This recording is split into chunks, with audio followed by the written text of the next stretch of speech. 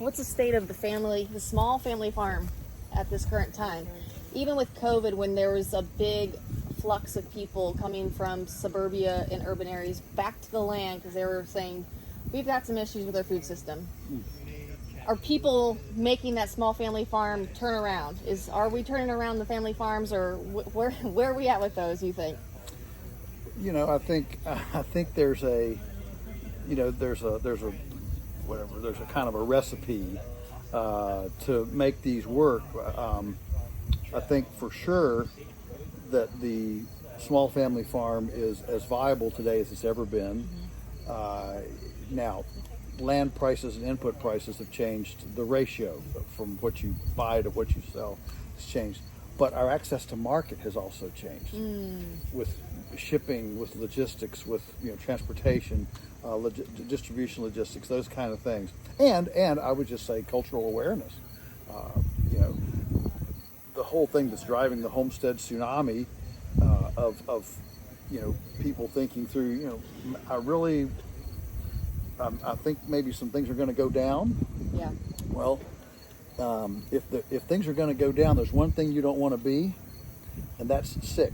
You don't want to be the one in the back bedroom saying, "Hey, would you guys carry me out?" While you head for the hills.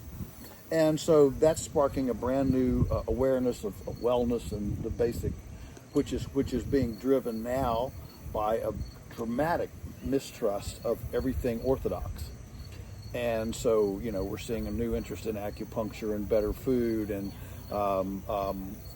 herbal, your own herbal kit and those kind of things.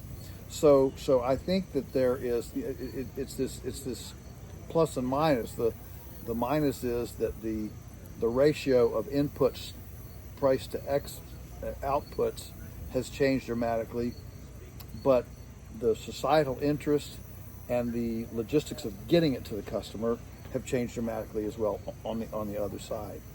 So it may be a wash. It may be a wash, but I certainly don't see anything as being worse than it was before. Yeah, even with inflation happening right now, I mean it's been huge because obviously profit margins in farming of any type is very, very slim, and inflation has not helped.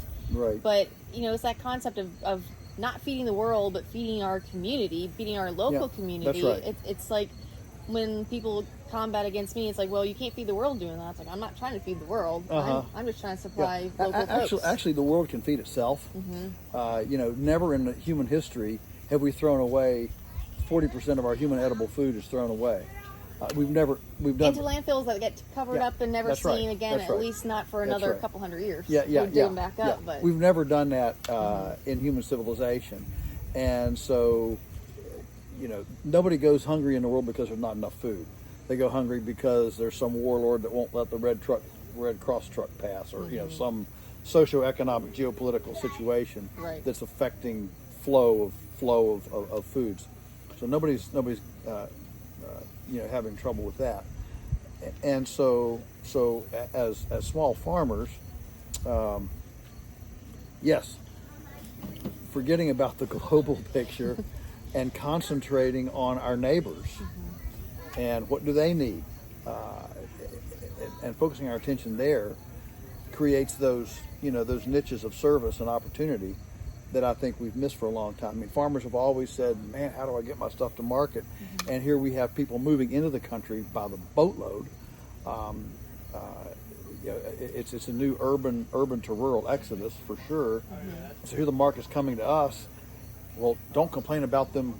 All these new people coming in here. No. Embrace them, and have them out to your farm and create relationships with them and realize, hey, market's coming to me. This is great. Yeah. 2 points I want to make on that. The first one was my farm butts up against a subdivision, which I've hated since we've had the place because I was just always thinking of an eyesore and whatever. This year I couldn't push my water to the top of the hill where I wanted to do a better job grazing. I asked one of my subdivision neighbors, hey, can I trade water for meat? He said, absolutely. ran a hose across the yard. Wow. And was able to get water to the top of the hill and graze my cattle for 2 weeks up there. There you are. Yeah.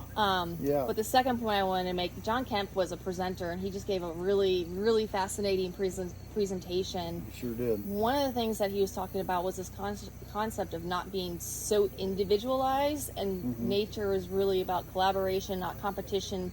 Though in maybe a challenged system, it is more competitive.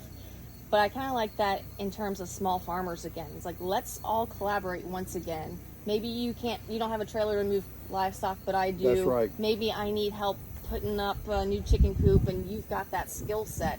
Just like we did 70 years ago. It's not anything new. The new 401k, if you will, the new investment strategy, I say is cultivating relationships with people who know how to grow things, fix things, and build things.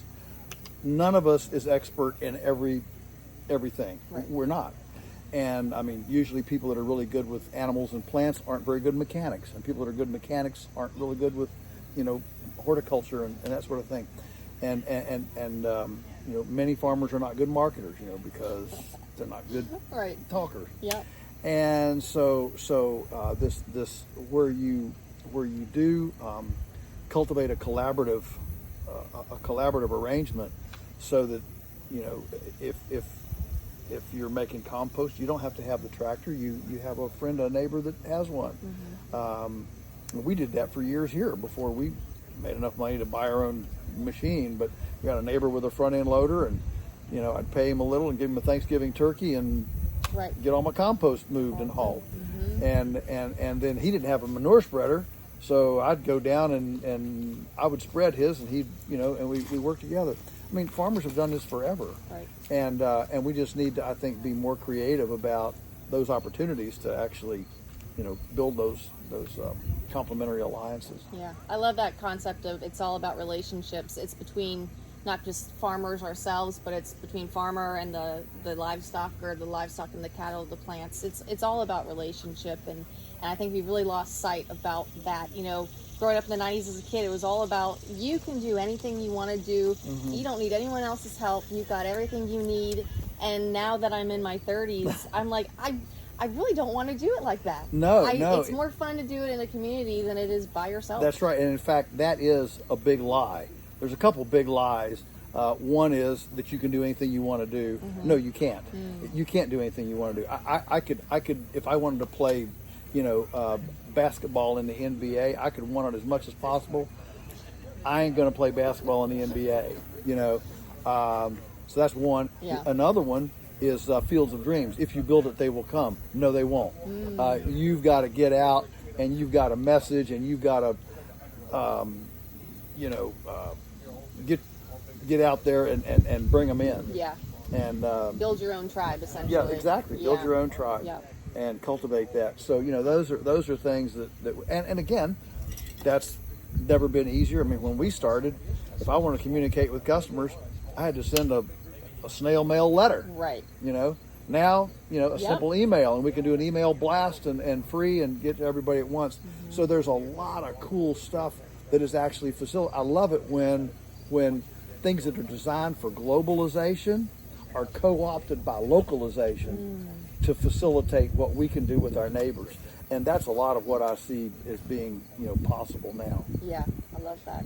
It's that creative piece of making some of these concepts that have done ill in the world and kind of morphing them to do good. Absolutely. Joel, thanks for your time. It's lunchtime. I know you're hungry, and you need to eat some of this beautiful chicken you've raised. And thanks for your time today. Thanks, Ben.